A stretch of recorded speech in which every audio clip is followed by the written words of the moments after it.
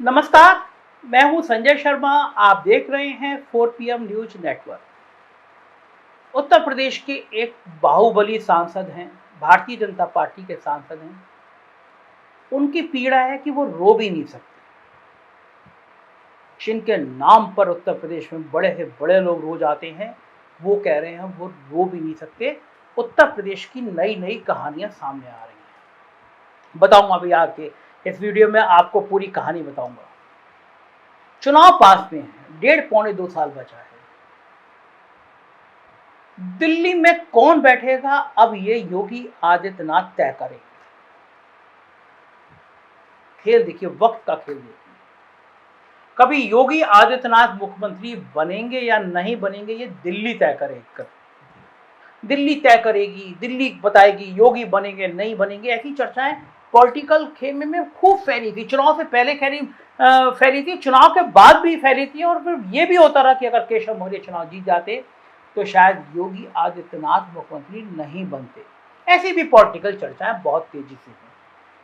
लेकिन जो देश के हालात हैं, जो बंगाल के हालात हैं, जो बिहार के हालात हैं, जो मध्य प्रदेश के हालात हैं, जो राजस्थान के हालात हैं, उसने भारतीय जनता पार्टी को समझा दिया है कि एक बड़ा डेंट इन राज्यों से लगने जा रहा है।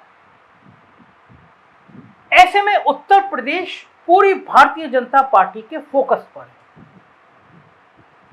अगर उत्तर प्रदेश में 25-30 सीटों का लोचा हो गया तो यह तय है कि नरेंद्र मोदी दोबारा देश के प्रधानमंत्री नहीं बन पाएंगे,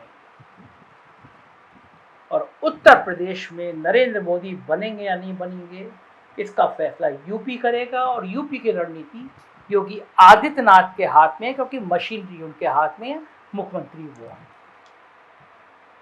लेकिन यूपी की मशीनरी जिस तरह काम कर रही है, उस काम से लोग नाराज हैं, दुखी हैं। लोग हैरान हैं कि इन ब्यूरोक्रेट को हो किया गया है। जनता से संवाद ही नहीं कर रहे, जनता की परेशानियों को समझ ही नहीं रहे। बहुत निर्लज्जता वाला व्यवहार, जनता को परेशान करने वाला व्यवहार। और योगी सरकार पार्ट 1 में जो ब्यूरोक्रेट से नाराजगी थी कार्यकर्ताओं को, विधायकों को, वही नाराजगी पार्ट 2 में भी नजर आ रही है। मतलब साफ है, मतलब खतरनाक है, मतलब खौफनाक है। अगर नौकरशाही का यही चेहरा बना रहा तो 2024 बहुत मुश्किल होने जा रहा है भारतीय जनता पार्टी के लिए। अभी ताजा मामला हरदोई में भारतीय जनता पार्टी के विधायक ने कह दिया डीएम से, चाह क्या रहे हो तुम, एक जिले में चुनाव हरवा के आ रहे हो, यहां भी चुनाव हरवाना चाहते हो। क्या बानगी है, एक जिले का डीएम, वहां पे बाढ़ आई तो लोगों की बाहर राहत की चौकी बनी, तो वहां पे कह रहे हैं, डीएम कह रहे हैं कि जो मिल रहा है मिलो, कि हमने जोमेटो सर्विस खोल रखी है। आप सोचिए, ये बाबू हैं, ये सेवक हैं, ये जनता के सेवक हैं। इनको नौकरी इसलिए मिली हुई है कि ये आपकी सेवा करें। किसी जिलाधिकारी की इतनी हैसियत कि वो कह रहा है कि हमने जोमेटो की सर्विस थोड़ी ना खोल रखी है। ये सब उत्तर प्रदेश में हो रहा है और ये खतरनाक संकेत दे रहा है। सुनिए पहले इन डीएम साहब को, फिर मैं आपसे बात करता हूँ। रुकने के लिए व्यवस्था है, क्लोरीन टैबलेट दे देंगे, किसी को कोई समस्या नहीं आएगा। कोई बीमार है तो डॉक्टर आके देख लेगा। भाई आप इसलिए बाढ़ चौकी स्थापित होता है। बाढ़ चौकी क्या पर्पस है? आप लोग घर पे रहेंगे, हम लोग घर पे पहुंचवाएंगे खाना। जोमेटो सर्विस थोड़ी चला रहे हम लोग सर। कैसे जोमेटो थोड़ी चला रहा है सरकार। बताओ, सुना आपने, अंबेडकर नगर के डीएम, हमने कोई जोमेटो की सर्विस खोल रखी है। ये खतरनाक हालात उत्तर प्रदेश के अलग अलग जगहों से आ रहे हैं। शासन स्तर में बैठे बड़े अफसर विधायकों की उपेक्षा कर रहे हैं, परेशान कर रहे हैं। मुझे भारतीय जनता पार्टी के एक विधायक ने बताया, वो एक व्यवसाय करते हैं। उन्होंने कहा कि हमारे व्यवसाय में एक से जुड़ा हुआ व्यक्ति आया, उसने कहा कि भाई कह दीजिएगा विधायक जी से, चूंकि हर जगह से महीना आता है तो परेशानी हो जाएगी, बड़े साहब हिसाब मांगते हैं। मैं दावा कर रहा हूं, मैं नाम लेना नहीं चाहता क्योंकि विधायक जी मेरे मित्र हैं, लेकिन विधायक जी से कहा गया, विधायक जी ने रुपए दिए, बीजेपी के विधायक ने दिए। मेरे दफ्तर में आके भारतीय जनता पार्टी के नेताओं ने कहा कि नौकरशाही बेलगाम हो रही है, कमीशन बढ़ता जा रहा है। जब मेरे दफ्तर में आके भारतीय जनता पार्टी के छोटे मोटे नहीं बड़े नेता ये बात कह सकते हैं, इसका मतलब चीजें खराब हो रही हैं, नौकरशाही पे कंट्रोल खत्म हो रहा है। मैं बात जिन सांसद की कर रहा था वो गोंडा के सांसद है, नाम है ब्रजभूषण सिंह। बाहुबली सांसद है, पूर्वांचल में डंका बजता है, चाहे धनंजय सिंह हो, चाहे अभय सिंह हो, चाहे ब्रजेश सिंह हो। किसी की हैसियत नहीं है जो ब्रजभूषण के सामने सीना तान के खड़े हो, क्योंकि ब्रजभूषण सिंह सबके गुरु माने जाते हैं। जिधर इशारा कर देते हैं बड़ी संख्या में लोग इकट्ठे हो जाते हैं। बाहुबली हैं, इशारों पे ब्रजभूषण के एक इशारों पे पूर्वांचल कांप जाता है। और ब्रजभूषण कह रहे हैं नौकरशाही का इतना बुरा हाल है कि हम बस रो ही नहीं दे रहे हैं, हम रो नहीं पा रहे हैं। सोचिए, भारतीय जनता पार्टी का सांसद ब्रजभूषण सिंह, एक जमाने में योगी आदित्यनाथ का सबसे करीबी सांसद ब्रजभूषण सिंह।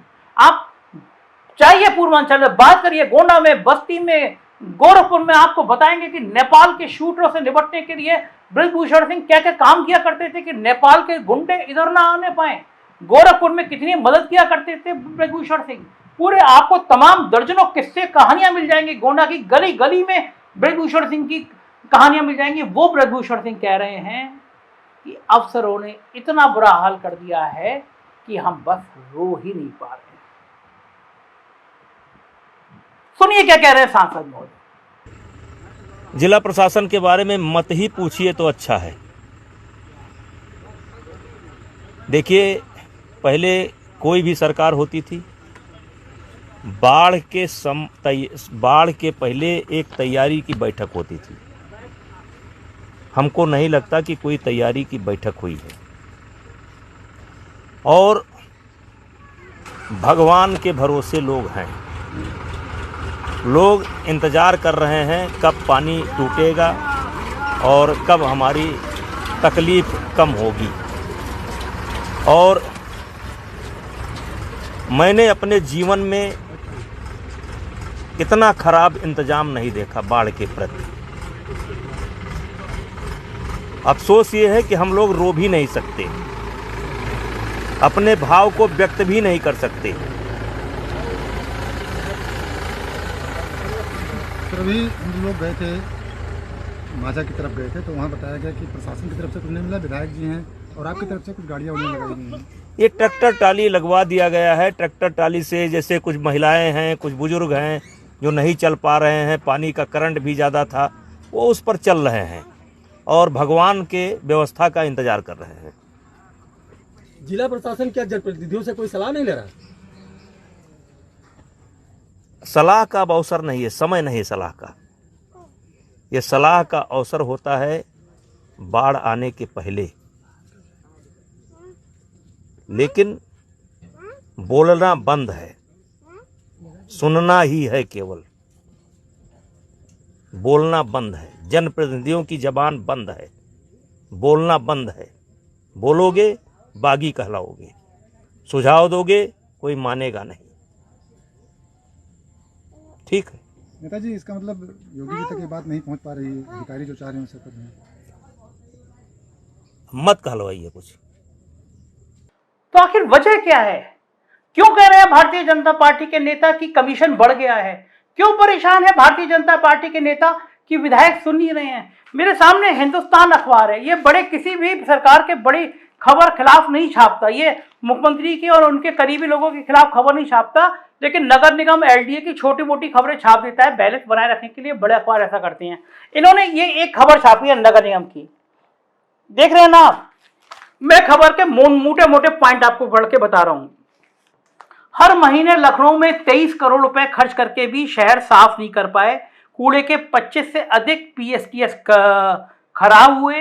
अटल पार्क की दीवार टूटे मिली। उन्होंने लिखा 4 वर्षों में नगर निगम ने कूड़ा प्रबंधन सफाई पर हर महीने 23 करोड़ के हिसाब से 11 अरब खर्च कर दिए, फिर भी शहर साफ नहीं हो सका। कूड़ा निस्तारण प्लांट पे 15 लाख मैट्रिक टन कचरे का पहाड़ खड़ा हो गया है। 80% प्लांट कचरे में तब्दील हो गए हैं। कूड़ा प्रबंधन सफाई पर हुए खर्चे का हिसाब अब सीएजी लेगी। शासन के निर्देश पर सीएजी ने कूड़ा प्रबंधन का ऑडिट शुरू कर दिया है। सफाई व्यवस्था में जबरदस्त खेल हो रहा है। 2019-20 में आउटसोर्सिंग कर्मियों के निजी एजेंसियों को लगभग 70 करोड़ का भुगतान किया गया और 2020-21 में इन कंपनियों को 96 करोड़ का भुगतान किया गया। एक वर्ष में ही 27 करोड़ से ज्यादा का भुगतान किया गया। आपको पता है नगर आयुक्त कौन था? नाम था अजय द्विवेदी। मैं दावा कर सकता हूं कि 4PM अकेला अखबार और अकेला ऐसा चैनल था जिसने डंके की चोट पे कहा था कि उत्तर प्रदेश में कोई सबसे ज्यादा भ्रष्ट अफसर है तो वो अजय द्विवेदी है। क्या शासन को मेरा वीडियो नहीं पहुंचा था? लाखों लोग देखते हैं, 4PM को कौन नहीं देखता? दावा कर रहा हूं उत्तर प्रदेश का कोई IAS और IPS ऐसा नहीं है जो 4PM को देखता ना हो। उत्तर प्रदेश के मुख्यमंत्री कार्यालय से लेकर प्रधानमंत्री कार्यालय तक 4PM की मॉनिटरिंग होती है, क्योंकि वो जानते हैं कि सच अगर कहीं सुनाई पड़ेगा तो 4PM में सुनाई पड़ेगा। मैं बता रहा था कि लखनऊ में बैठकर नगर निगम के नगर आयुक्त अजय द्विवेदी करोड़ों का खेल कर रहे हैं, बड़ी बड़ी संपत्तियां खरीद रहे हैं। कैंप ऑफिस में बैठ के आउटसोर्सिंग से बाहर के कर्मचारी चेक काट रहे हैं, चेक पे कमीशन एडवांस आ जा रहा है। एक चर्चित ठेकेदार पूरा नगर निगम संभाल रहा है, किसी को मतलब ही नहीं था। गवाह है इस बात के लिए कि हर महीने 24 करोड़ रुपए ज्यादा एक संस्था को भुगतान कर दिया गया। शहर में कचरे में तब्दील हो गया, टनों कचरा इकट्ठा हो गया, पहाड़ लग गया। ये लखनऊ है जहां पे स्मार्ट सिटी चल रहा है, जहां मुख्यमंत्री बैठते हैं, जहां नगर विकास मंत्री अरविंद शर्मा बैठते हैं। तो क्या माना जाए, ये करोड़ों रुपए का कमीशन कहां कहां पहुंच रहा है? क्या पंचम तल का वो चर्चित अफसर जो अजय द्विवेदी को बचाता था, क्या वो कमीशन ले रहा है? नाम है SP गोयल। मैं कह रहा हूं, डंके के चोट पे कह रहा हूं, क्योंकि अजय द्विवेदी के चमचे कहते हैं कि जब तक SP गोयल का हाथ था अजय द्विवेदी का कुछ नहीं बिगड़ा। जब हंगामा शुरू हो गया तब भी अजय द्विवेदी को भेजा गया, तो आगरा विकास प्राधिकरण का उपाध्यक्ष बना के भेजा गया। और उसके बाद राष्ट्रीय स्वयंसेवक संघ के प्रचारक रहे एक बड़े व्यक्ति ने अजय द्विवेदी के कारनामों की फाइल PMO तक पहुंचाई। प्रधानमंत्री कार्यालय तक भेजा गया अजय द्विवेदी के कच्चे लोग चिट्ठों का हिसाब किताब। गृह मंत्री को भेजा गया, मुख्यमंत्री को भेजा गया, और संघ के कुछ लोगों ने मुख्यमंत्री से कहा कि इस तरह के भ्रष्ट अफसर पूरी सरकार की साख पर सवाल खड़ा कर देंगे। संघ के इन लोगों ने कहा कि अगर यही हाल रहा तो नौकरशाही की, भ्रष्टाचार की खबरें कार्यकर्ताओं में खराब संदेश देंगी। उसके बाद अजय द्विवेदी को कृषि उत्पादन आयुक्त में अटैच किया गया। मैं इसलिए एक अफसर को उदाहरण दे रहा हूं कि राजधानी लखनऊ का मामला था। सरकार की नाक के नीचे राजधानी में बैठ के एक अफसर भ्रष्टाचार की इतनी कहानियां लिख रहा था। सबको पता था, लखनऊ का DM को पता था, कमिश्नर को पता था, प्रमुख सचिव को पता था। आप कल्पना कर सकती हैं, लखनऊ में एक मुख्य निर्धारण अधिकारी नाम है अशोक सिंह। शासन की नीति है 3 साल से ज्यादा कोई रह नहीं सकता, वो यहां 20 साल से ज्यादा से तैनात है। लखनऊ में जितनी आप आउटसोर्सिंग के होर्डिंग विज्ञापन देख रहे होंगे जिसमें हर महीने करोड़ों का खेल होता है, उसका इंचार्ज भी अशोक कुमार सिंह है। 20 साल से ज्यादा लखनऊ में तैनात है।